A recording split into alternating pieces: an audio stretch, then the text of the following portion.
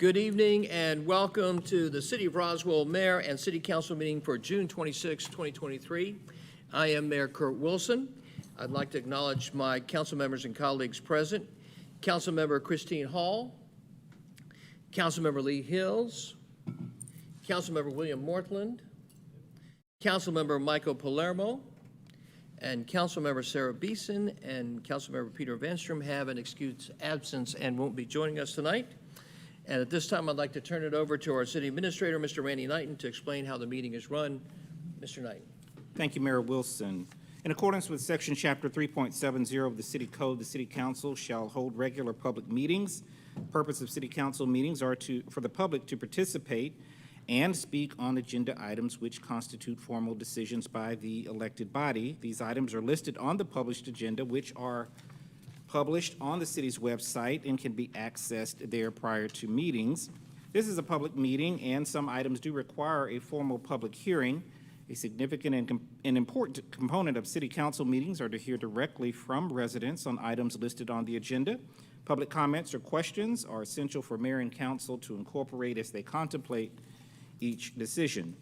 Residents are at the top of the organizational chart, and therefore it is imperative for Mayor and Council to hear from residents in Mayor and Council meetings. If you would like to speak on an item, we ask that you fill out a comment card at the back of the room or at the podium in order to ensure an accurate record of the meeting.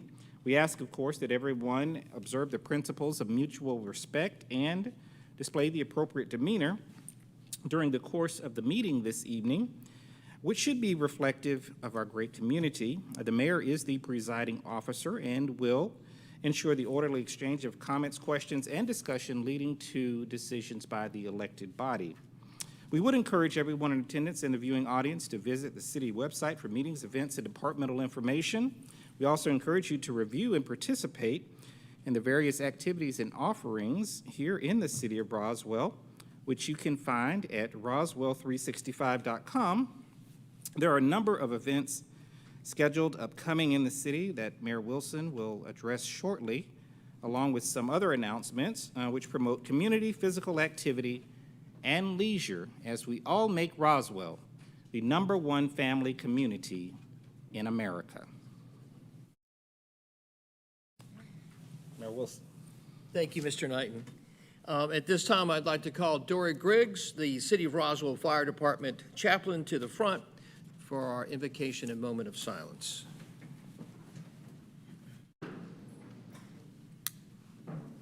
Please join me. Holy One, we give thanks for the opportunity to gather here tonight and recognize the service of Lieutenant Colonel Steve Asenbrack and his wife, Major Ilsa Asenbrack.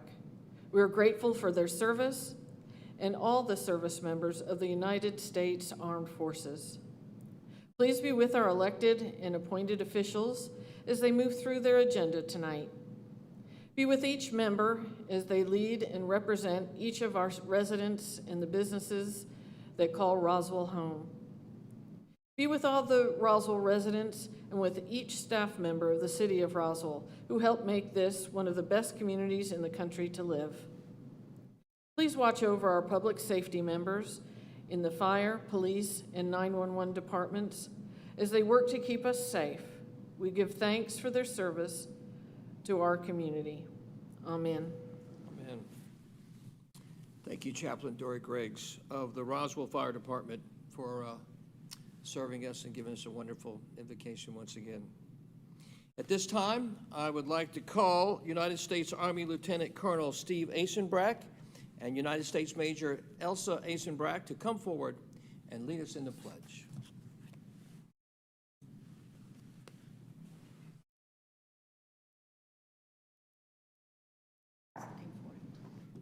I pledge allegiance to the flag of the United States of America and to the republic for which it stands, one nation, under God, indivisible, with liberty and justice for all. Lieutenant Colonel Steve Asenbrack and Major Ilsa Asenbrack, I'm going to have you stay up there, and I'd like the council to come down for the first item on the agenda, on the mayor's report, which is the reading of a proclamation for the esteemed Veterans of Roswell Award to United States Army Lieutenant Colonel Steve Asenbrack and United States Army Major Elsa Eisenbrack.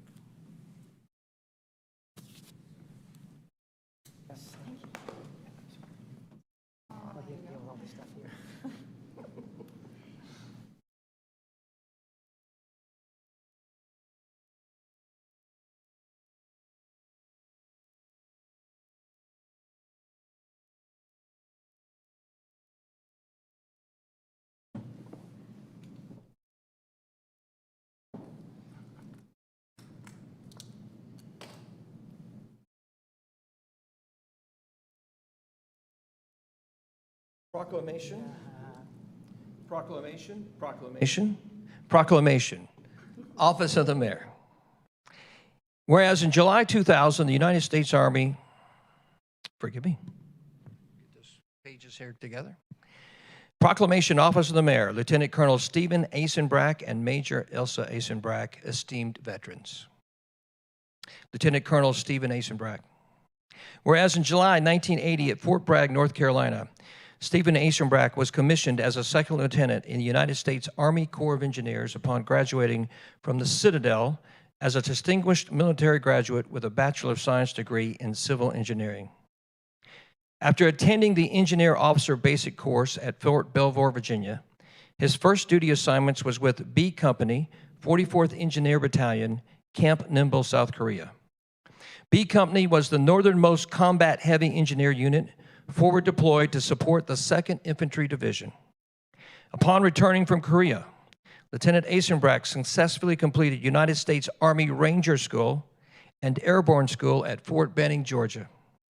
He was then assigned to the 92nd Engineer Battalion at Fort Stewart, Georgia, where he started as a battalion construction engineer. He was then selected to command Bravo Company, a 150-man unit, and built numerous facilities in and around Fort Stewart, as well as supported the 1st Ranger Battalion at Hunter Army Airfield in Savannah. And whereas after 3 years, Captain Eisenbrack was then reassigned to the Army Engineer School at Fort Belvoir, where he served as a platoon trainer for new engineer officers. While in Washington, D.C., Captain Eisenbrack completed a brief assignment at the headquarters of the United States Army Corps of Engineers, before attending graduate school at the University of Maryland, where he earned a Master's of Science degree in civil engineering and his first professional engineering license.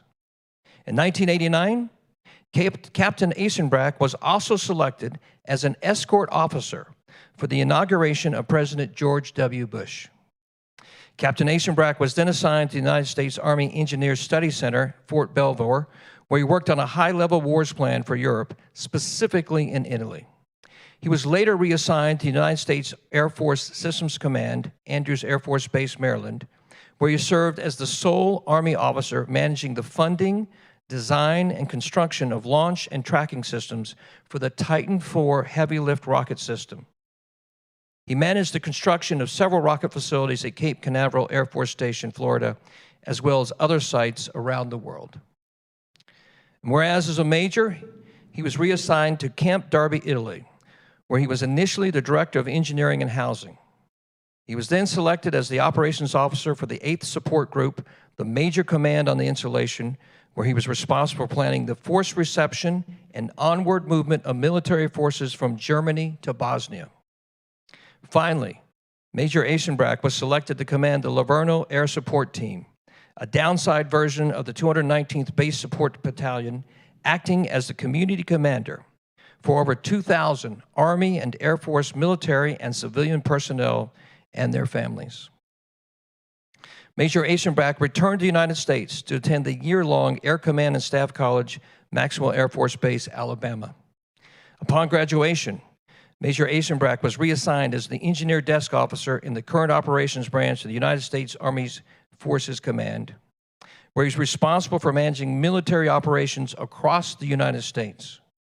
He also managed military engineer operations in Haiti, where he served twice, building roads, schools, drilling water wells, and building an addition onto the main hospital in Port-au-Prince. Within moments of the bombing of the 1996 Olympics in Atlanta, Major Eisenbrack was mobilized to help with the surge of investigative and security resources which quickly poured into the city. And whereas after being promoted Lieutenant Colonel, Eisenbrack finished his career as the Chief of Staff for the United States Army Garrison, the command responsible for running the base in Fort McPherson, Georgia, where he acted as the city manager before retiring in July 2000.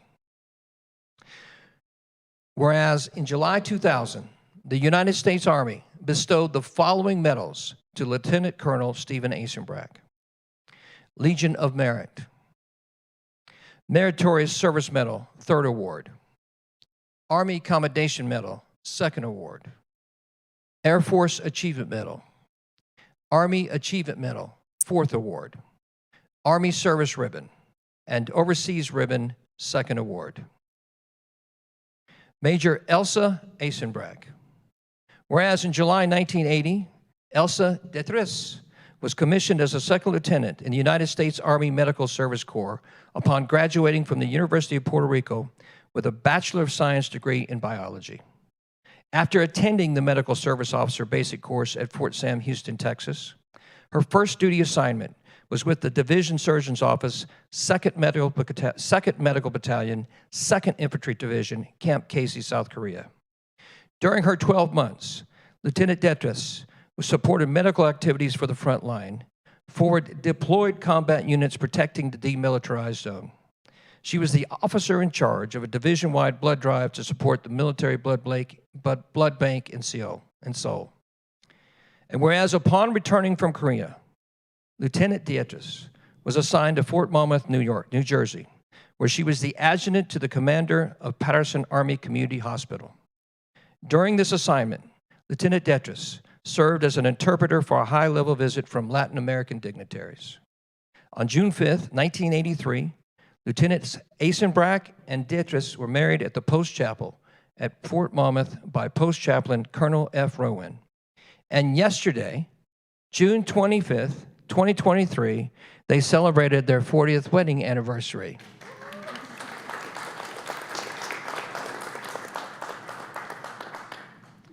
Whereas 6 months later, Lieutenant Elsa Asenbrack then completed the Army Personnel Officer course at Fort Ben Harrison, Indiana, before she was relocated to Fort Stewart, Georgia. She served as the battalion S1 personnel officer for the 24th Medical Battalion, as well as the headquarters company commander, providing combat medical support to the entire 24th Infantry Division. She was also deployed for a combined arms exercise to the United States Army Maneuver Training Center, Fort Irwin, California. And whereas Captain Elsa Asenbrack was reassigned to Walter Reed Army Medical Center in Washington, D.C., where she completed the year-long laboratory manager's course. Upon graduation, she was reassigned as a laboratory officer at DeWitt Army Community Hospital, Fort Belvoir, Virginia. While at DeWitt, she was the officer in charge of the initial HIV testing for all soldiers stationed at Fort Belvoir. And whereas Captain Asenbrack later resigned her active duty commission after 9 years of distinguished service and was placed into Individual Ready Reserve. She was later promoted to major and was honorably discharged from the Army in 1994 while stationed in Italy. And whereas in 1994, the United States Army bestowed the following medals to Major Elsa Asenbrack: Meritorious Service Medal, Army Commendation Medal, 3rd Award, Army Achievement Medal, 3rd Award, Overseas Service Ribbon, and the Army Expert Field Medical Badge. Now therefore I, Kurt M. Wilson, Mayor of the City of Roswell, do hereby name Lieutenant Colonel Stephen Asenbrack and Major Elsa Asenbrack, esteemed veterans of Roswell, and call upon all our citizens to recognize their outstanding service to our country and our community, and that there is no higher calling than those who serve the United States Armed Forces.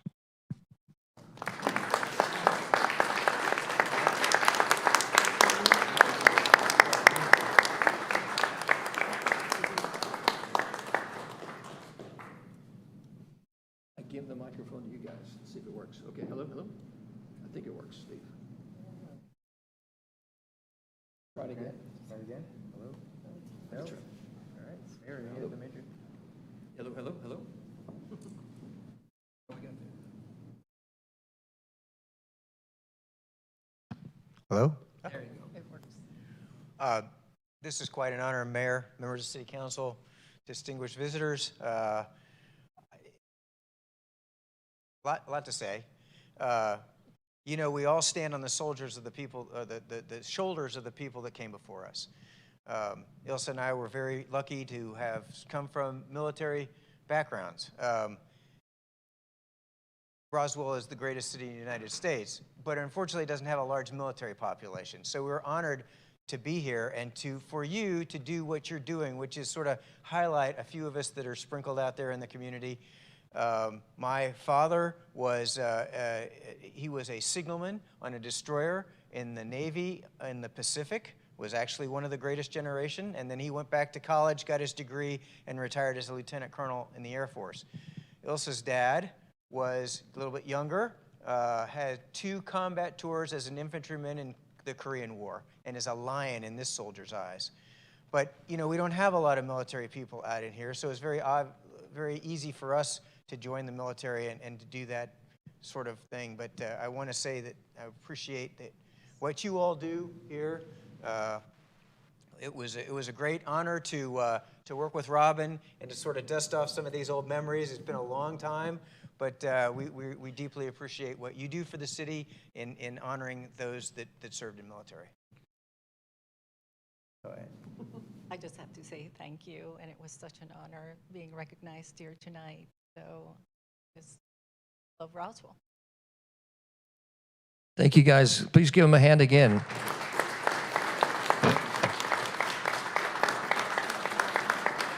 Yes. And here's Mrs. Eisenbrag.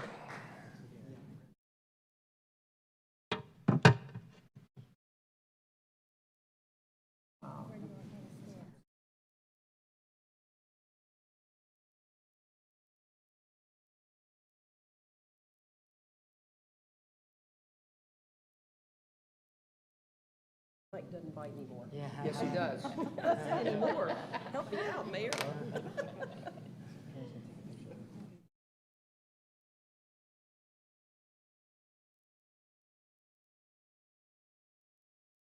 Thanks, Mayor. Appreciate it.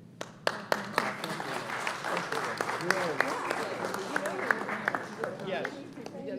Yeah, I love that. I like that. Thank you so much. Thank you so much. Thank you so much. You're the Italy part. Okay, sure. Well, our youngest daughter was born in Pisa, so it was amazing. So my husband's mother. Oh, really? They met in Naples. World War II. Wow. That's amazing. Yeah, we could catch up. There's a lot we could talk about. Oh, my gosh. Thank you guys so much.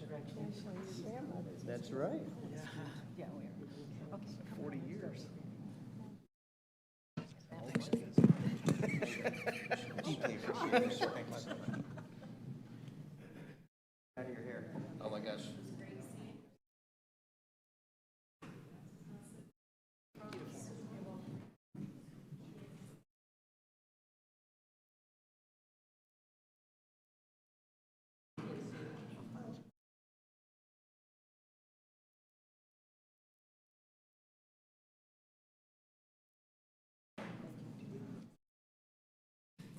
I understand the Eisenbracks are staying around because they want to hang around for the entire meeting, and we certainly appreciate that. Thank you. Bye, Mayor. Thank you so much for your time.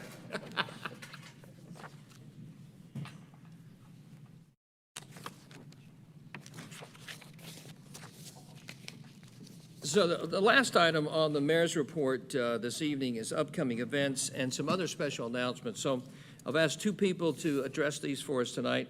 The first, I'm going to ask Councilmember Lee Hills to kind of bring us up to speed on upcoming events.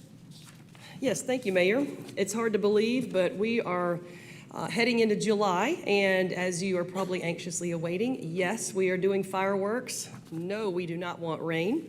I hope you'll join us on July 4th, Tuesday, the actual day, July 4th, from 6 to 10 at Roswell Area Park. There'll be all sorts of music, entertainment, food trucks. Bring your chairs and blankets and a smile and wear some shorts. It's usually a little warm out. And then we'll be ready for fireworks at sundown. If you'd like some more information on that, please go to www.roswell365.com. Then Friday, following the 4th of July, Friday the 7th at Riverside Park, we have Wheels and Reels. So that'll be 5 p.m. food trucks, and the movie is Lightyear, and that's at 7 p.m. The food trucks will be there starting at 5, and then just come hang out, enjoy yourself, settle in, grab your piece of lawn, and watch the movie that night. And then we have on July 8th, the following day, open hearth cooking at Smith Plantation. If you haven't done that right out here, you've got to. You won't leave hungry. Miss Carissa does a great job. She demonstrates all sorts of things, open hearth, old school, and we could all take a lesson from her. Not to mention, she is so much fun to talk to. So you'll go away educated and feeling satiated. Then we have Cops and Cars Car Show. This is put on by our own Roswell Police Department. That's July 9th from 11 a.m. to 3 p.m. You can park right here in the parking lot, on the lower parking lot. Come visit, take a look, take your picture with cars, and then stroll over to Canton Street and have a bite. It's the easiest thing you can do and a lot of fun. I'm sure you'll run into lots of friends. And then, Mayor, did you want me to talk about the other significant items here? Lee, I do. Okay. As I mentioned a minute ago, www.roswell365.com is live, so we have our calendar rolling every single day. We have new updates in there, events. You can search by topic, you can look by date, all sorts of great things. Anyone in the community that's Roswell-based, whether it's an HOA opening something up to the public, or a restaurant that has entertainment or something that they'd like to show and tell and encourage people to attend, this is for you. You just submit your information to the city, and we will get your information posted so everyone in Roswell and the folks outside of Roswell can come and enjoy. Also want to point out and brag for a minute that we were ranked in the top 100 on livability.com as one of the greatest cities to live in America. It's pretty exciting to know that we are one of 2 in the area, and I guess I could say old Johns Creek made the list too, but anyway, I'm talking about Roswell tonight. So just would like to point your eyes in that direction. That is on www.livability.com, livability.com, if you'd like to read more. But we are very proud of what has been done before this mayor and council, what is being continued by this mayor and council, and what will live on as a legacy for anyone that served, our staff, our electeds, and then those that volunteer to help serve this great city. So we didn't get here by ourselves. Very, very proud of that recognition. Also want to let you know, although it's just barely coming up on the 4th of July, we are ready to open up fall and winter registration for Rec and Parks. Holy smokes. So get ready. You don't have to camp out on the sidewalk for this. You just have to be ready at 9 a.m. on July 10th to get on there and register. That is for Roswell residents, and then the following week on July 17th at 9 a.m., non-residents may register. Our last registration, which was right after the first of the year, I believe, I think we did over $1 million in registrations the very first day. We hit a record. It certainly supports the livability recognition of why this is such a great place to live, that we have such an extremely well-run and highly desired rec and parks program. Pretty much something for everybody. So July 10th, 9 a.m. is when those open up for fall and winter. And then, are we talking CIP, sir? Let Sharon do that? Yes. Okay. If I could invite our department head for Environmental Public Works, Ms. Sharon Izzo, to come. I would love for you, Ms. Sharon, to give us an update on the bond projects from our CIP division, and that is capital improvement projects. I've had a couple of people ask, and I'm still working on my vocabulary, but this is a big deal, and we can't wait to hear what you have to share with us, Sharon. Thank you. Absolutely, thank you. This is an opportunity to give a little preview of some of the updates that we're going to be putting on our website this week of the bond projects that were approved by the voters in November. Probably our big headline is that Wednesday evening, the mayor and council approved a contract with Jacobs to be our CIP program managers. That's a great shot in the arm for the program. Staff augmentation, and an opportunity to have some real experts helping us to guide these programs. So we're very excited to be bringing them onto the team. I've got a list here, so excuse me, I'm going to kind of refer down to it because there's a lot of projects, so I'm going to give you the highlights. So looking at the River Parks investment, so we have Riverside Park and Don White Memorial Park. Both of those projects are in design, and we anticipate the design being completed in the spring of 2024, which will allow us to get underway with construction thereafter. Those projects are anticipated to go hand in hand, so they'll be working on those at the same time. Also, just noting that some of the projects that I do not mention, the reason for that is that the funding for those are included in the second bond issuance. So there are a few of those river parks projects that are a part of that group. Moving on, over at East Roswell Park, we are under design on the dog park. Construction is anticipated there late this year. We'll be beginning construction. And the stormwater infrastructure projects that are going to be done over there are also going to be completed this winter, late 23, early 24. Roswell Area Park Pond, we have completed the field work out there, and we have been given a report that we are reviewing, and we expect to start design there in late summer of 2023. Some of the other projects at Roswell Area Park, we have 3 turf field replacements and an LED light retrofit, and both of those are going to be taking place late 23, early 24 for construction. And the same timetable over there at Groveway Community Park, there's 2 turf field replacements, an LED light retrofit, and also some additional park planning that we're going to begin in spring of 24. Moving on, park trail and connectivity. So City Hall Trails, we've initiated the design on that project actually just last week.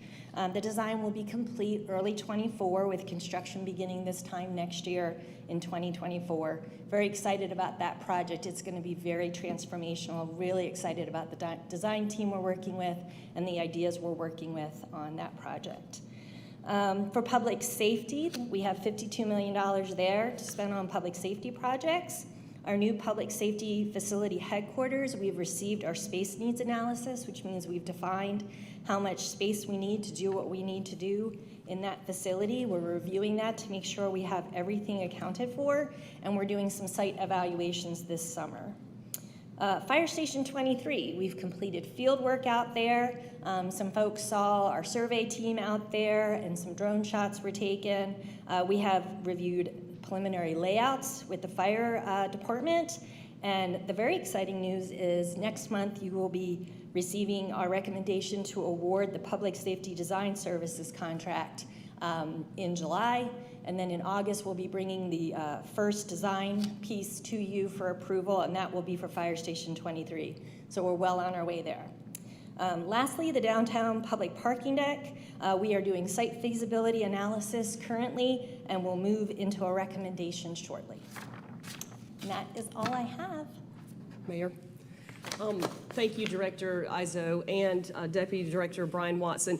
For those of you that don't know or are listening, these two have been selected and certainly raised their hand to do so, but to take on these bond projects, organizing them, pushing them forward, asking questions, organizing the different departments in our city, and then a little bit beyond that when needed to make sure that your tax dollars are spent well and wisely and that your expectations are exceeded when we deliver. And I can't thank you enough for what you're already doing. You do it with style and grace, and I don't know how because it's a heavy, heavy lift, but you remain in my prayers, and I thank you more than I can say from the bottom of my heart. So it's a big deal, and it's a big job. So a big thank you to both of you. Thank you so much. Well said, Lee. Thank you. Thanks, Sharon. Look forward to harassing you later this week. All right, Lee is so right. Sharon and Brian stepped up in a major way to take over the CIP team, and in coordination with Mr. Knighton and Mr. Reinhardt and the rest of their team, everybody is really moving at a very aggressive pace on these bond projects, and very excited about Sharon stepping up and Brian stepping up. So thank you. No, it's hard to. I think Lee said it well. All right, well, next is the consent agenda. Does the council have any questions or comments regarding any items on the consent agenda? Being that there are no questions or comments from the council, are there any Roswell residents that would like to speak on any items or have any questions on the items on the consent agenda? Being that there are none, I bring it back to council for any additional thoughts. Councilmember Hills. I was going to make a motion to approve, Mayor. Motion to approve the consent agenda from Councilmember Hills. Is there a second? Second from Councilmember Mortland. All in favor of the consent agenda passing, please raise your hands. It is unanimous. Thank you very much. Next is the Administration and Governance Department. Lee and Christine, we really didn't talk about this. So Lee, are you reading this one? Or is Christine reading this one? Well, actually, the introduction's got to come from, should come from Lee, but I didn't know if you guys had Yes. talked about it. We have. All right, so Councilmember Hills, would you read the first administration item? Yes. Approval of a text amendment to the City of Roswell Code of Ordinances by adding Article 8.1, loud and unruly gatherings in residential neighborhoods, Section 8.11.1 to 8.11.9. This is the first reading. Thank you, Lee. City Attorney Davidson, would you please read the ordinance? Thank you, Mayor. This is an ordinance to prohibit nuisances by creating a new Chapter 8, Health and Public Safety, Article 8.11, loud or unruly gatherings in residential neighborhoods of the Code of Ordinances of the City of Roswell. Now therefore, the Mayor and Council of the City of Roswell, pursuant to their authority, do hereby adopt the following amendment. Chapter 8, Health and Public Safety of the Code of Ordinances of the City of Roswell, Georgia, is hereby amended by adding a new Article 8.11 entitled Loud or Unruly Gatherings in Residential Neighborhoods, the text of which is incorporated herein by reference, and if approved, this is the first reading. Thank you, City Attorney David Davidson. Does the council have any questions or comments on this particular matter at hand? Councilmember Hall, sorry. Thank you, Mayor. Just wanted to give a brief background on this. So I've requested that this come forward. It is basically not a change to our current provisions of what is loud and unruly. So it doesn't address decibels, but what it does do, it does mirror our SPA ordinance that we've recently passed, where it gives the ability of our code enforcement to find the owners of the properties and not just the people that are being loud and unruly. So just wanted to add that clarification. Thank you, Councilmember Hall. Any other thoughts, comments, or questions from council? Councilmember Palermo. Thank you, Mayor Wilson. So I will be supporting this. This really increases the accountability of owners, which I think anytime we're increasing accountability, I think that's a good thing. There were certainly examples throughout the city where neighbors and neighborhoods really wish that something like this existed because there was no way to hold an owner accountable. And so, there were examples on Howe's Way. There were examples in a few other neighborhoods where we had seen and heard some different complaints. And again, this is not changing any of the rules. It just makes it so it's not just the person that's there that can be accountable, but also the owner of the premises. And I think that's a step in the right direction to make sure we're protecting neighbors and neighborhoods. Thank you, Councilmember Palermo. Any other thoughts, comments, or questions from council? Being that there are none, I will take it to any Roswell residents have any thoughts, comments, or questions on this matter at hand? Being that there are none, I bring it back to council for last comments or questions. Councilmember Hall, would you like to make a motion for the first reading? Thank you, Mayor. Yes, motion to approve item number 1, approval of the text amendment to the City of Roswell Code of Ordinances by adding Article 8.11, loud and unruly gatherings in residential neighborhoods, Section 8.11.1 to 8.11.9, first reading. Thank you, Councilmember Hall. Do I have a second? Second. Second by Councilmember Hills. All those in favor, please raise your hands. It passes unanimously. Thank you very much. Councilmember Hills, would you read the next administration item, please? Yes, thank you, Mayor Wilson. Approval for the mayor to sign a memorandum of understanding, also referred to as an MOU, with Roswell Arts Fund and the City of Roswell. Thank you, Lee. Would you explain the item? I sure will. This is, the MOU is an agreement between the city and this partner organization who is the designated art agency for the City of Roswell. And it's been my pleasure and delight to really date them for the last 18 months and find out what's going on, what the desires are, and also get a pulse on what's going on in the City of Roswell. So I think you'll see some delightful things coming. A lot of the activity that Roswell Arts Fund is putting forth and putting on is more interactive, and I think you'll see some really interesting things while we're working internally on some reorganization and identifying aesthetics and branding in the city so that we can move forward with some potential public art down the road. But I think you're in for a lot of wonderful surprises in the next 12 months for the fiscal year, and certainly well beyond that. So it's my pleasure to know that they're on and we're in and we're moving forward. Does any council have any comments or questions on this matter? Councilmember Morthland.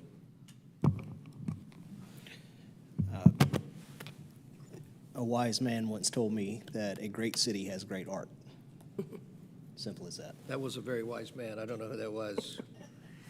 You know, it is true that,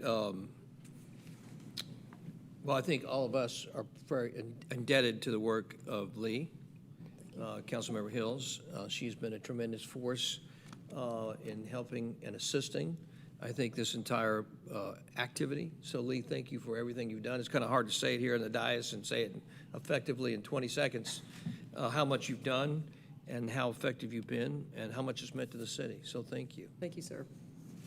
Do any Roswell residents have any thoughts, comments, or questions on this item? Being there not, any final comments, questions from council? Councilmember Hills, do you have a motion? Yes, sir, I do, Mayor. Motion to approve for the mayor to sign a memorandum of understanding with Roswell Arts Fund and the city of Roswell. Thank you very much. Do I have a second? Seconded by Councilmember Hall. All those in favor, please raise your hands. Motion passed unanimously. Thank you very much. Councilmember Hills, would you read the last administration item, please? Yes, Mayor. This is also recognition of the extension of the memorandum of understanding with the Roswell Historical Society and the city of Roswell. Councilmember Hills, would you explain the item? Oh, yes. I'm very passionate about this one, too. Three things that really drew me to Roswell were dirt, and I got that in my lot where I live, Canton Street, which I absolutely love, and the history of this city, which is a humongous deal to me. And we have so much to be preserved here in this city.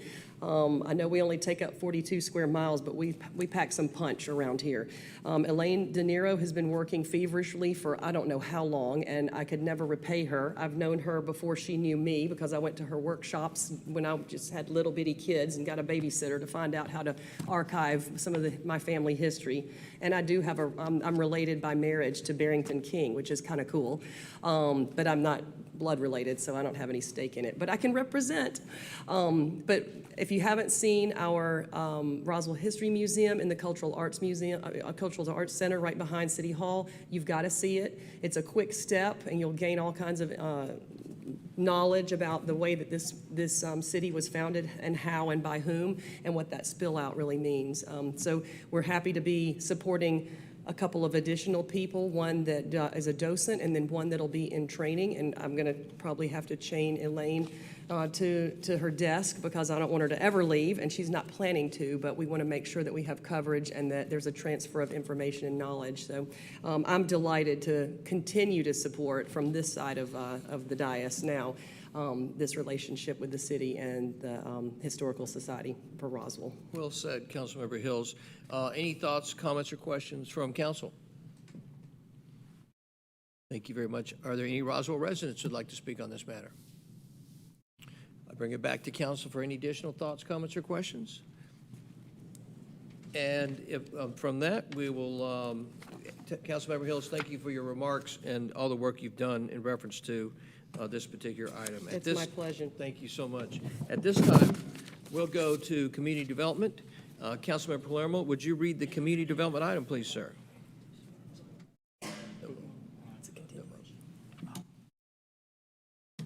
Just for clarity, there is not a vote on the extension of the MOU for the Roswell Historical Society and City of Roswell, from my understanding, from a technical perspective, correct? Right. Thank you. Sorry, didn't explain it, just moved on. My apologies. Next is community development item. Councilman Palermo, would you read the next item? And I apologize, sir, for the interruption. Thank you. Item number 4, approval of a resolution for the transmittal of the short-term work program and capital improvement element to the Atlanta Regional Commission and the Georgia Department of Community Affairs. Mr. Gaines? Yes, thank you, Councilmember Palermo. Good evening, Mayor Wilson, council members, city manager, or city administrator Knighton, and city attorney Davidson. This item before you tonight is to get approval from this body to transmit our required annual update of our capital improvement element and short-term work program documents. Okay, let's talk a little bit about these. I'll deviate from the slides a little bit. I won't read from, because I know you all can read these, but the City of Roswell is a qualified local government as designated by the Georgia Department of Community Affairs, and that designation allows the city to be eligible for various funding programs of state and federal funding sources that fund public needs. And the main mechanism for us to be a qualified local government is having a comprehensive plan. And part of that comprehensive plan document is the short-term work program, which is a list of actions that you will initiate, or a list of activities that you will engage in order to carry out the goals and objectives and policies outlined in your comprehensive plan. So that's one part of this. The other part of it is the capital improvements element. And because we have an impact fee ordinance, which is the first piece in what allows us to collect impact fees, the second piece of that is having the capital improvements element, which is the list of actual projects that you'll engage in. And that's also included as an optional element of your comprehensive plan, but it is required if you are to collect impact fees. So the impact fee ordinance and the capital improvement element are the two pieces that allow you to collect impact fees. And as a result of having the CIE, we are required to update it annually in order to maintain our qualified local government status. So that and the short-term work program are lumped together in that annual update piece. This is just a sample of what your capital improvement element looks like in terms of the list. The full list is included in your agenda packet. It's a list of, this is an example of the list for public safety, but we have 3 departments for which we collect impact fees, and that's our public safety departments, police and fire, recreation and parks, and transportation. Here's a sample of the short-term work program list. As I described what it is, this kind of shows the activities that you'd engage in, as well as what element of the comp plan that they're tied to, and the responsible department or agency by which those activities would be carried out, as well as any monetary obligations if required.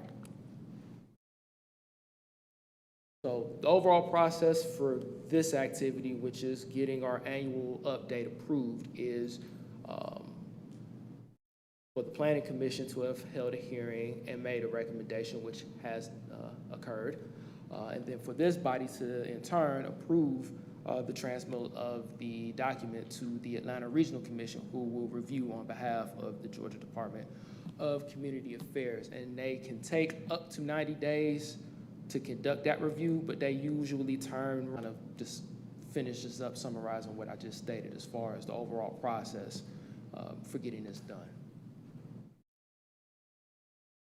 As I mentioned, the Planning Commission did conduct a hearing to consider this transmittal, and they made their recommendation, which was to approve the transmittal with one change. And I just want to make sure I highlight this because this was not included in the original agenda item that was in your packet. It was always in the presentation, but it was not in the item in the packet, so I just want to be clear that their recommendation was to approve transmittal of the document with this one change or one condition, which is to remove reference to Roswell, Inc. throughout the short-term work program. And specifically what that is if you look at the short-term work program in your agenda packet, that far right column lists the responsible department or agency for said activity. And Roswell, Inc. had previously been listed as one of those responsible entities for items on that list that are related to economic development type activities. So what the Planning Commission is recommending, and I think it was also mentioned by at least one other member of this body, that now that we've got economic development capabilities in-house, that those activities should be placed solely in the care of said department or said function here at the city. So taking Roswell Inc. out was the formal recommendation by the Planning Commission. Mr. Gaines, I'm a little confused. I can understand the council as the elected body weighing in on that. I'm confused. Why did the Planning Commission weigh in on that? Well, the general process for this, since this is an item that is related to the functions of the Planning and Zoning Department, it's usually been the practice of the mayor and council to accept or give the Planning Commission an opportunity to make a recommendation on it going forward. So what they've recommended is not by any means the final decision per se. That's just being presented to you and this body as information in order to make the decision that you all see fit. I haven't seen the video of that particular meeting, so I apologize for my ignorance. I'm just confused on why they were weighing, why the Planning Commission's weighing in on removing Roswell Inc. from the list. Any edification on that, other than the fact that they say they're not part of the economic development piece? Go ahead.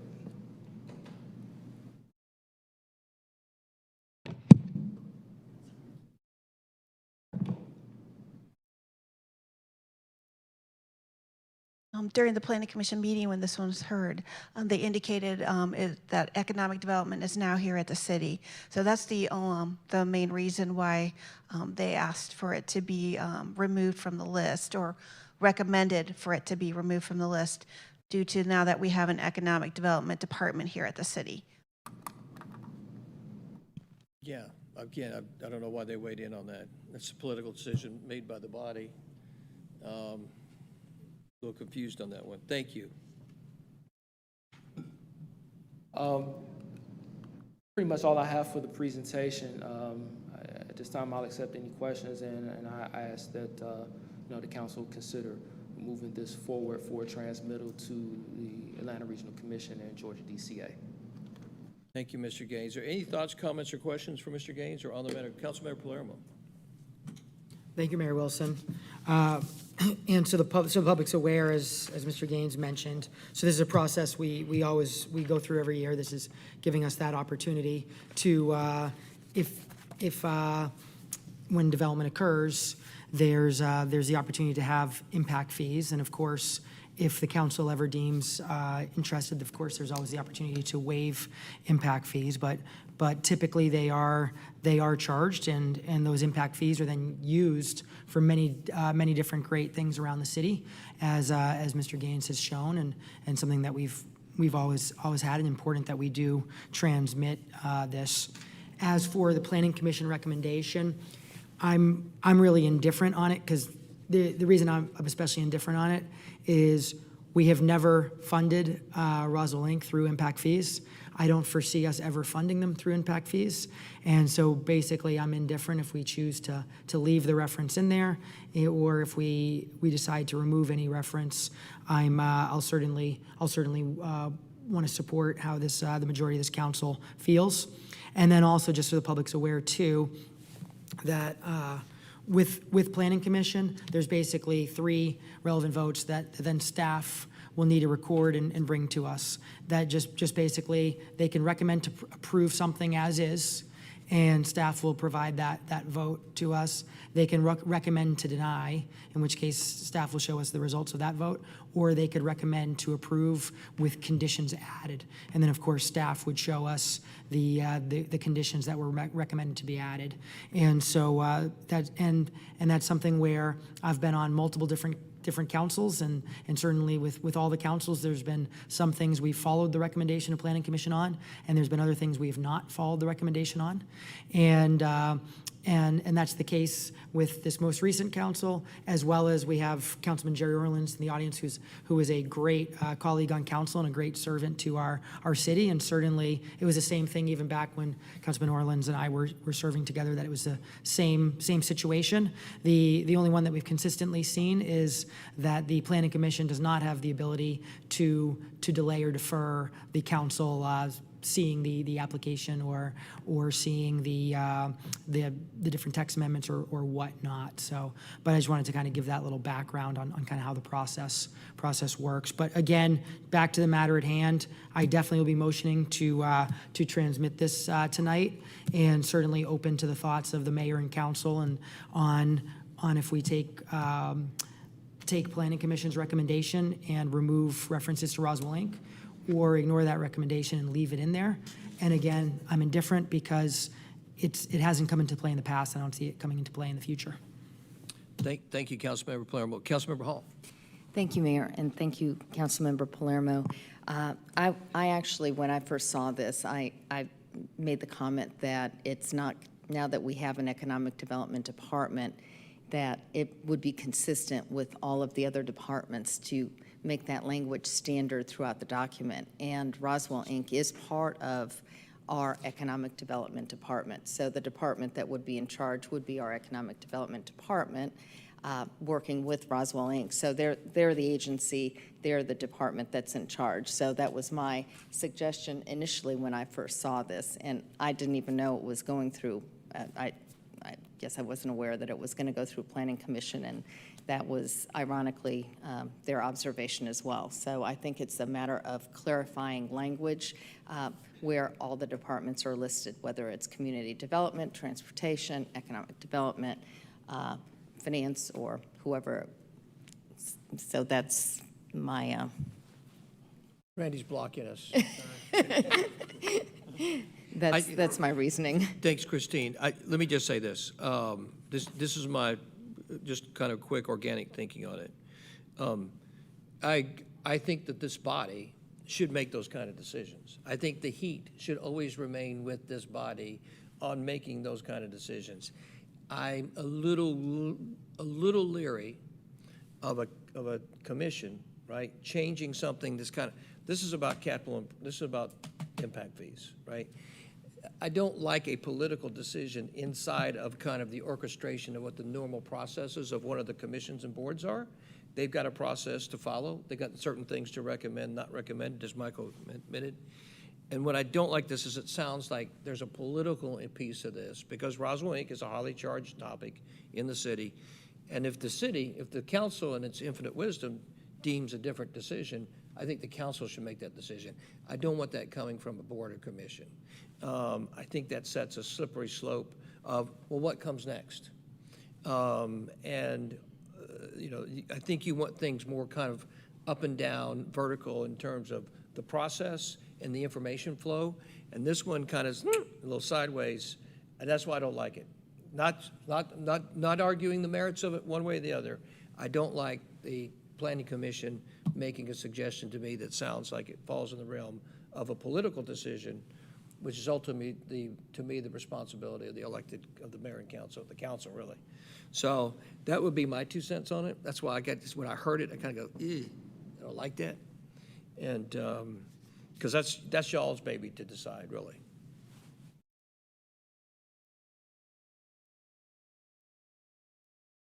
Councilmember Hills? Sure. Question for City Attorney Davidson. Does this keeping the language of Roswell Inc. in or removing it change anything in the efficacy, or is there anything we need to be aware of if we were to either remove it or decide leave it as it is? It won't matter either way. Thank you. David, say that again, sorry. It won't matter, from a legal perspective, it will not matter either way. But like you said, it is a political statement more so than It's a political statement, yeah. And I don't want boards and commissions, but I'm sorry, making political statements. I think that's a slippery slope, which creates a lot more challenges for you as an elected body. Yes, ma'am, Councilmember Hall.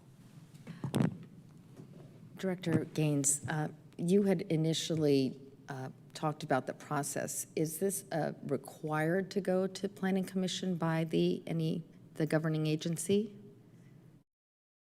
It's not a matter of zoning, so in that sense, no, it's not.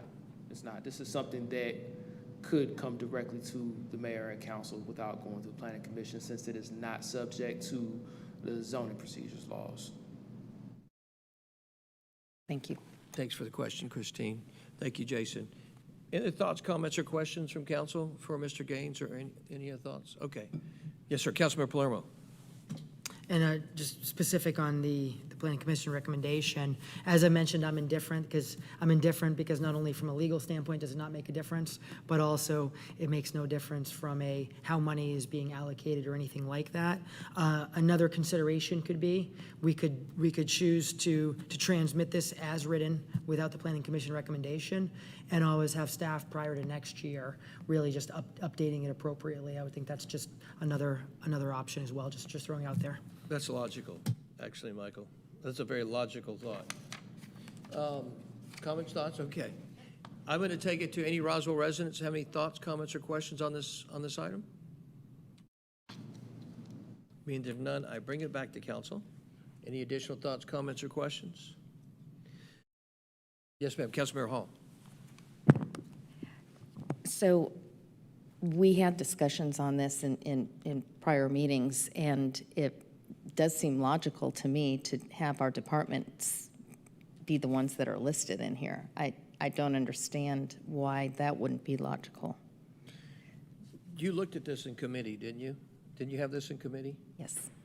So, in committee, with all due deference, no one brought it up. This was not part of a committee discussion. This one little item, that's what I'm saying, is like, you said, Mike, you could almost treat it agnostically. The problem is, you didn't treat it, you didn't address it. A board and commission addressed it. It's a political item. I'm not crazy about that. If you want to address it as the elected political leadership of the city, different matter. But we didn't, is this the second reading, or is it first reading? It's just one reading, okay. But we did have it in committee, did we not? Yes, ma'am. Just clarifying question for Director Gaines. Yes. In committee, it was presented with the changes, with the proposed changes. It was presented with it had already been heard by the Planning Commission, and it was presented with the Planning Commission's recommendation included. And the recommendations were in there, and we went through committee with basically just calling out the department heads as the responsible parties in the document. Was I at that committee meeting? Yes. I was? Yes, you were. So my Yes. apologies. I don't remember it. Didn't catch it the first time. Don't like the process, but if you guys are on board, you're on board. So, Councilmember Palermo, do you have sorry, we've already gone to public? Oh, they had no, I figured this was going to be a interesting topic for the public, no? That's just online, Michael. Yeah.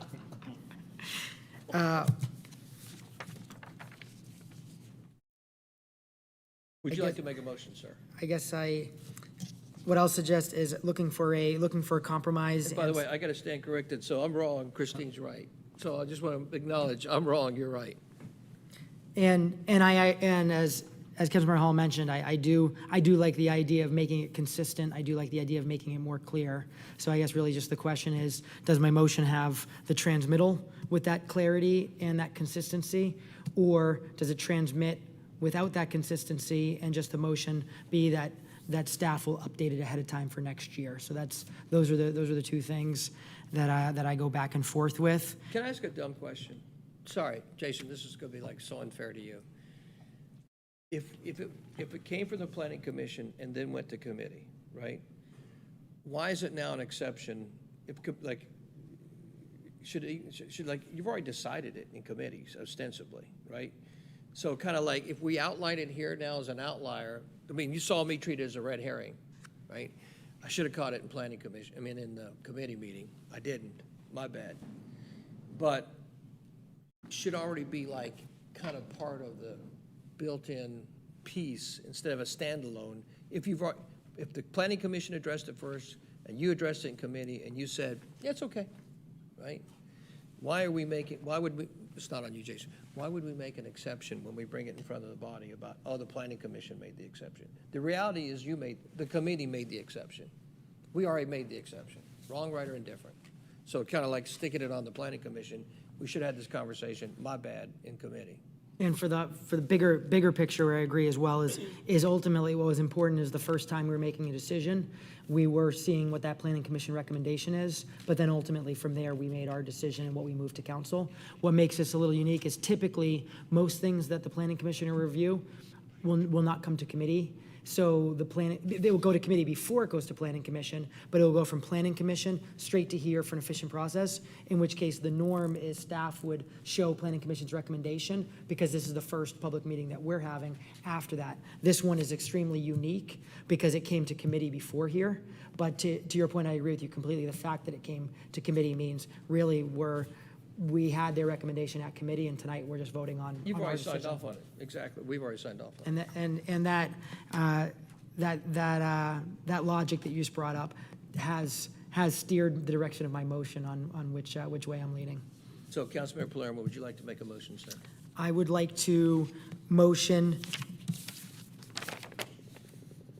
to approve item number 4, the resolution for the transmittal of the short-term work program and capital improvement element to the Atlanta Regional Commissions and Georgia Department of Community Affairs, and for that consistency within the document, that the references to Roswell Inc. would be removed, and it's just a focus on economic development, which we of course know includes Roswell Inc.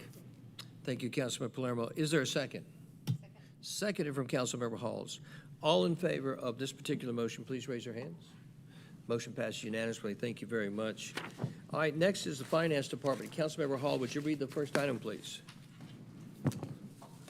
Yes, Mayor. Approval, item number 5, approval of the FY 2023 end-of-year budget amendment. And this will be presented by Lynn Williams, our budget manager, along with Director Luckett up there. Good evening. Today we're talking about the 2023 end-of-year budget amendment, as if y'all haven't had enough fun with budget. So this is the end-of-year budget amendment, and these are actions that we are taking to close 2023. So for example, we are going to be doing some items to general fund, capital projects, state grants, group benefits, and hotel motel. And these were also shown at committee, so I won't go too far into detail, but this is recognizing some revenue and some adjustments that include both revenues and expenditures, like the lease, copier transfer for lease recognition, and you'll see some also on the next page. So that is the adjustments to general fund, adding revenue of 1.6 roughly million and expenditures of 582,000. In capital projects fund, this is an auditing adjustment to recognize the asset and the loan. So this is a wash of 3.7 million. In the state grant fund, this was a grant that y'all had that had been brought to council to approve the application, and this is just us acknowledging to do the budget amendment itself. Group benefits, this is just a revenue and expenditure adjustment based on the stop loss reimbursement. In hotel motel, this is acknowledgement of the revenue that has come in over and the increase in funding that would go along with that to the CVB. And so here is a summary of all of those adjustments. So it's a net increase citywide of 1.2 in revenue, and summary of revenue, summary of expenditures. Is there any questions? Thanks very much, Lynn. Council, any thoughts, comments, or questions for Lynn or Ryan? Councilmember Hill. Is it possible to have one of these increases every month? Yes, ma'am. Thank you. Thank you very much. Good work. Some of them might be $5, but I could do it monthly. That's brutal, lady. Any other thoughts, comments, or questions for Lynn or Ryan? Thanks very much. Now I will turn it over to any Roswell residents. Have any thoughts, comments, or questions on this matter or for our budget team, finance team? Being that they're not, I bring it back to council. Any final thoughts, comments, or questions? Councilmember Hall, would you like to make a motion? Yes, Mayor, thank you. Motion to approve item number 5, approval of the FY 2023 end-of-year budget amendment. Thank you, Christine. Do I have a second? Seconded by Councilmember Mortland. Yes, Councilmember Mortland. All those in favor, please raise your hands. Motion passes unanimously. Thank you very much. Thank you, Lynn. Thank you, Ryan. Councilmember Hall, would you read the last item under finance? Yes.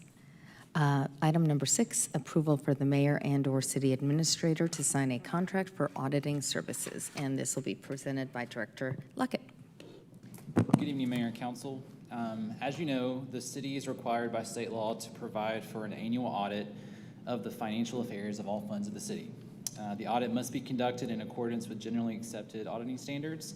And in anticipation of the FY23 audit, the city issued a request for proposals to solicit offers from qualified firms to provide financial auditing services to the city. The initial RFP was posted on February 16th, 2023, and advertised for approximately 30 days. At the conclusion of that period, the city received one proposal from the incumbent firm, Malden & Jenkins. In an effort to attract additional proposals, that process was canceled, and staff reached out to multiple firms to encourage additional participation. The second RFP was posted on April 28th and advertised for another 30 days. The advertisement was sent out through the city's online platform to approximately 240 potential suppliers. And additionally, the advertisement was placed on the Georgia Procurement Registry, an online state platform, and resulted in nearly 350 targeted industry suppliers being notified. At the conclusion of that second submission period, the city received two proposals, one from the incumbent firm Malden & Jenkins and one from CKH Group.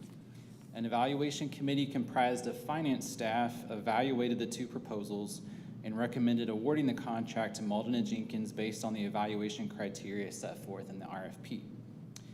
Staff has received some feedback concerning the length of time that Malden & Jenkins has served as the city's external auditor and a potential desire to engage a different qualified firm.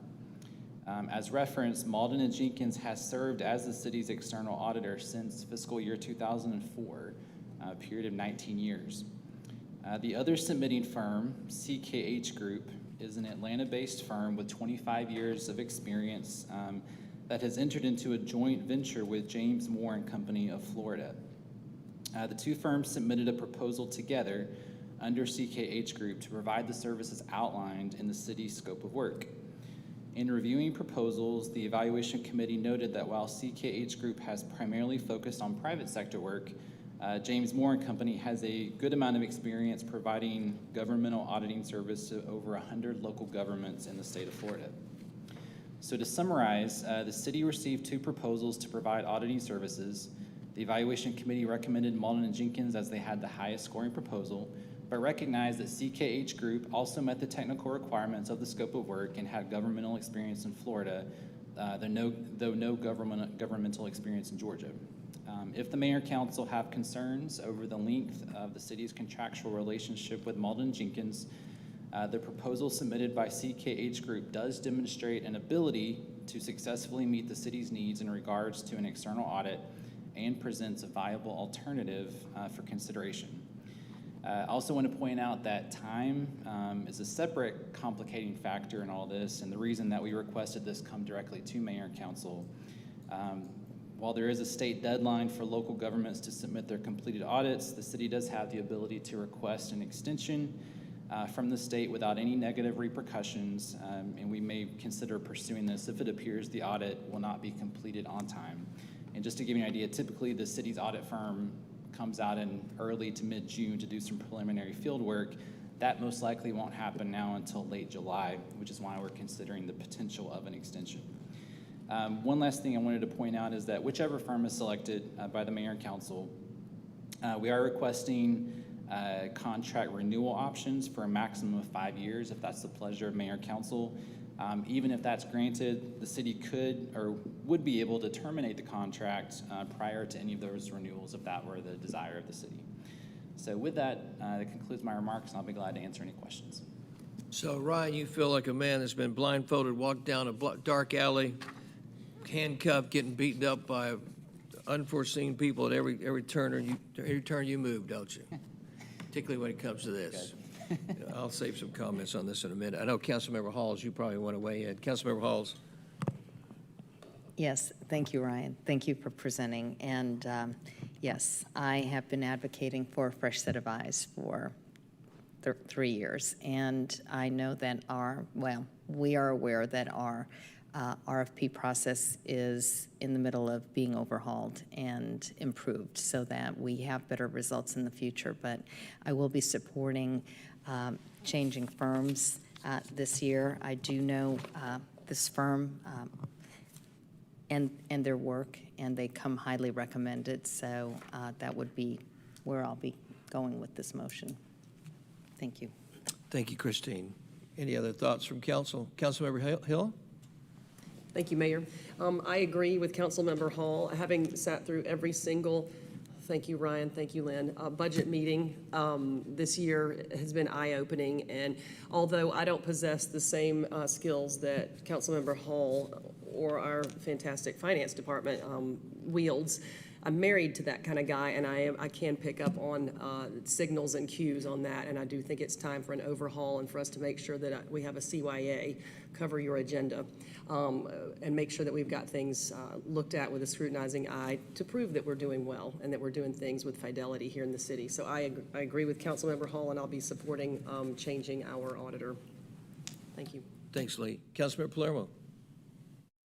Thank you, Mayor Wilson. We actually have another one tonight where I am indifferent. That being said, I do see benefits in switching auditors from time to time, just to make sure there's as many different eyes really looking at everything the city's doing and the books closely and just having those different perspectives. So I do see benefit in that. So with that, Mr. Luckett, I guess my question is, if this council does decide to switch it for this year, you mentioned there's certainly the opportunity for renewals in the future, but going the opposite direction, how soon could the city decide that they'd like to do another RFP and potentially go back to our current ones, or perhaps use a different one? When would the city be allowed to do that without any financial consequences?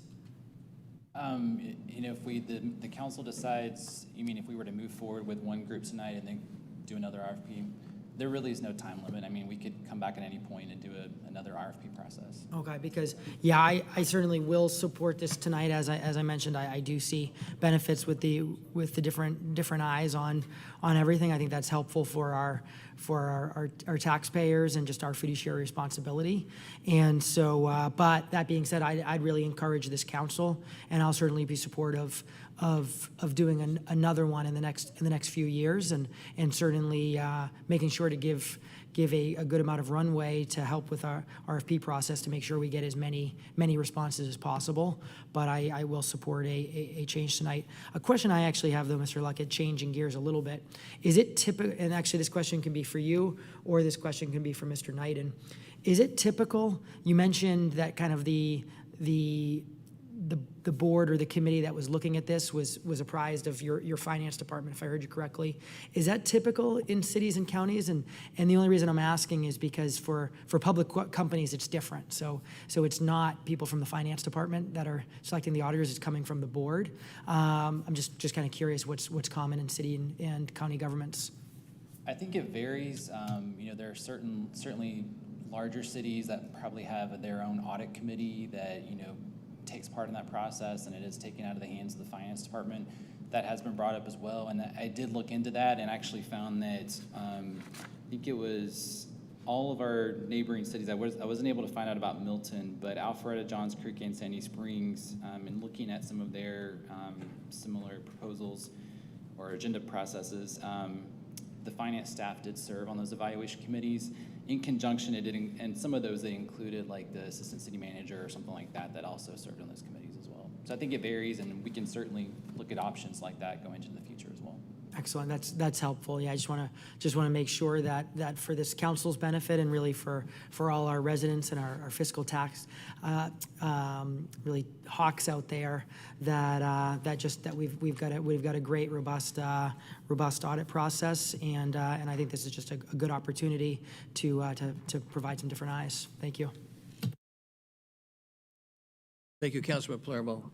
Councilman Worthland? Yes, sir. The audit process, correct me if I'm wrong, did I hear you say 2004? They've 19 years? Yes.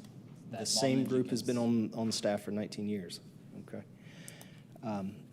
Coming from the banking background, it was always understood that it was a good idea to have what we've been talking about with the fresh eye piece.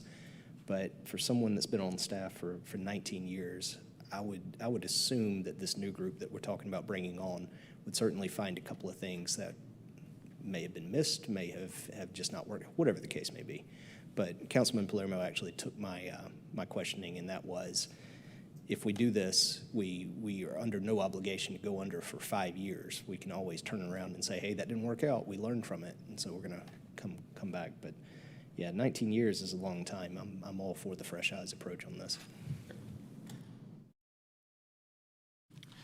So I will, having been somewhat intimate with this process and watching Ryan suffer,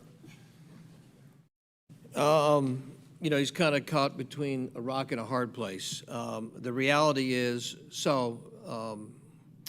sometimes business in America can be complex for a whole host of reasons. Sometimes they're good, sometimes there are a myriad of reasons, sometimes they're not so good. Sometimes they are good and they look bad, and sometimes they're bad and they look good. And this one, I'm not sure about. It sure looks like there's suppression of competition in this particular arena, which to me is Michael, you mentioned you're indifferent. I don't think you'd be an indifferent if you knew all the facts. The facts is that we can't get a competitive bid. That's the problem. And the fact is that it's geographically based in this industry, and we don't know why. And the fact is that he doesn't have a choice historically to use another auditor, because the other auditors come in at such a much higher price that they disincentivize, particularly for the fiscal hawks, that, hey, you got to get the best price, which necessarily is not necessarily the best value for the taxpayer. But under the current rules that the city's operated under, there's been a very clear direction that he had to operate on getting the best price. Well, the best price has come from Malden and Jenkins historically. And that is not to say that Malden and Jenkins has done anything wrong. But when you look at this from a broad overview, and again, first glimpse, it doesn't look particularly fantastic when you look across this industry across the United States. However, in defense of the industry, they have been undergoing massive loss of labor in the mid to mid-sized regional CPA firms, which are in the business, and large CPA firms, which are in the business of performing these audits. But the problem is historically it looks like there is suppression of bidding from one company to another. In other words, it looks like, hey, you got this one, I got this one, in terms of geographic areas. And I'm going to ask City Attorney Davidson to reach out to the Attorney General of the state of Georgia to say, we don't know, but this don't look good. And it doesn't look good for a long time. And it doesn't affects the city, the residents of the city of Roswell, affects the residents of the city of Johns Creek, affects the residents of the city of Alpharetta, on and on and on it goes. Because the reality is he can only get one bid. That's why he keeps coming back saying, hey, I put this out for 240 firms, and one bid comes back relatively within the realm of expectations. That's craziness. Now, there's a lot of reasons for that. But there are other firms doing this kind of business in other places across the country, but it sure seems there's like a regional connection. It doesn't look good. So I'm going to ask City Attorney Davidson to reach out to the Attorney General Carr and say, would you please take a look into this? Because it looks like it may be impacting our taxpayers. It looks like it may be impacting our ability to get the best services on an ongoing competitive basis. That's what it looks like. Boy, I hope I'm wrong on that too. So I don't think, based upon that from a practical matter, because Christine's been working on this for 3 years, is that you know, to Will's point is, no, you can't have the same auditing firm for 19 years. I don't care who you are. You can't do it. And we have been forced in that situation. This city has used the same auditing firm for 19 years. That's crazy. And yet, people, Christine say, well, doggone it, Ryan, change it. And Ryan says, I'm trying. I can't get another bid. That's been the problem. So Ryan, through a lot of consternation, has got another bid in the general realm of the area. And so the recommendation is kind of mixed. Ryan's kind of saying, I'm kind of scared. I don't really believe Malden and Jenkins because at least I know they'll do at least check these boxes. They don't check all the boxes exactly the way that we probably need to, but they check most of the boxes. If we go to the new firm who does have competency and the same skill sets in another part of the country, I think we'll be okay, but I'm a little nervous about it. Is that fair, Ryan? Yes. So I think Christine's saying, go with a second firm. Ryan's going, I'm not crazy about that. But it's going to cost you $10,000 more to go with the other firm, correct? That's correct, in the first year, yes. So a lot of pieces to this. Ain't as simple as it looks at first pass. As a matter of fact, it's a lot more complicated. And so it seems like it should be simple, but it hasn't been, has it, Ryan? Thank you for all your work on it. That's my thoughts. Any other thoughts, comments, or questions from council? Christine, thanks for all your work on this. You've been just a firebrand on it. Any Roswell residents like to comment on this item while we've got it up? Being that there are no Roswell residents, I bring it back to council. Christine, would you like to make any other thoughts, comments, or questions before we leave it? Is the council in agreement with me having City Attorney Davidson reaching out to Lieutenant Attorney General Carr? You good with that? Good with that? Okay. Thank you very much. Appreciate your permission on that. Thank you. All right, Christine, would you like to make a motion? Yes, sir. Motion to approve item number 6, motion for approval for the mayor and/or city administrator to sign a contract for auditing services with CKH Group, who is partnering with James Moore and Company, and also to include the 5-year renewal, which can be canceled without any consequences or fees at any time. Thank you, Councilmember Hall. Is there a second on the matter? There's a second from Councilmember Morthland. All in favor of the motion as read by Councilmember Hall, please raise your hands. That motion passes unanimously. Thank you very much. Thank you, Ryan. Thank you, Lynn. Next is the Public Safety Department. Sarah, Councilmember Beeson is not here this evening. Lee, since you're the former liaison, would you like to read this item? There you go. Okay. Yes, Mayor, I would love to. This is item number 7, approval of a text amendment to Chapter 8, Health and Public Safety, Article 8.3, Fire Protection and Prevention of the Code of Ordinances of the City of Roswell. This is the first reading. And if we could have Chief Panino come forward, please, sir, and get us up to speed. Does he have his companion with him? His imaginary friend, or? Yes. Welcome, Chief. Thank you. Oh, City Attorney Davidson, would you please read the ordinance, sir? Thank you, David. Thank you. This is an ordinance to amend Chapter 8, Health and Public Safety, Article 8.3, Fire Protection and Prevention of the Code of Ordinances of the City of Roswell. Now therefore, the mayor and council of the City of Roswell, pursuant to their authority, do hereby adopt the following amendment, text of which is incorporated herein by reference, and if approved, this is the first reading. Thank you, City Attorney Davidson. Floor is yours, my friend. Thank you, Mayor, Council. So this is a text amendment to Article 8.3, Fire Protection and Prevention, most of which hasn't been updated in as much as I can tell, 20 years. The purpose of this revision is to remove unnecessary sections. It reduces it from 26 to 19 sections. It adopts some more contemporary language. It removes language that conflicts with state law and adds language to protect the city. I'll go over a couple of the significant changes and then open to questions. Section 8.3.1, currently establishment of the department. It adopts language from general powers of fire departments from the state code. Section 8.3.3, oversight by the Public Safety and Public Works Committee. It removes language that references a volunteer fire department. Section 8.3.5, marshals and deputies, has been removed, and their responsibilities have been added into Section 8.3.6. New Section 8.3.8, third-party maintenance and reporting of records for fire and life safety systems. That's related to the item that was approved on consent tonight, the compliance engine, and it is compliant with existing state code. Section 8.3.11, state minimum fire safety standards. It removes some of the existing language that we had that was actually more restrictive than the state fire code.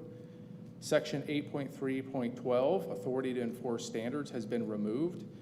In that contained a requirement for the fire marshal's office to be recognized by the state as a post agency, and for the fire marshal and the deputies to be certified peace officers.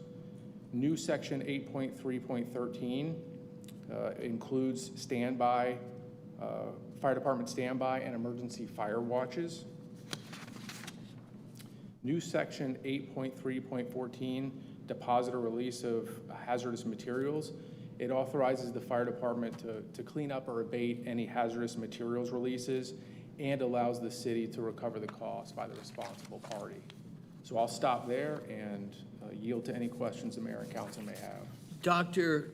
Joe Panino, Chief of the Roswell Fire Department, let me say in all seriousness to you, I am very much appreciative of your tremendous amount of work. We're kind of going to come up here. We're probably going to talk this for about 3 minutes. This was a lot of work and a lot of, by the way, of getting setting the tone and setting the example for leadership in the city to clean up a lot of the stuff that we need to clean up.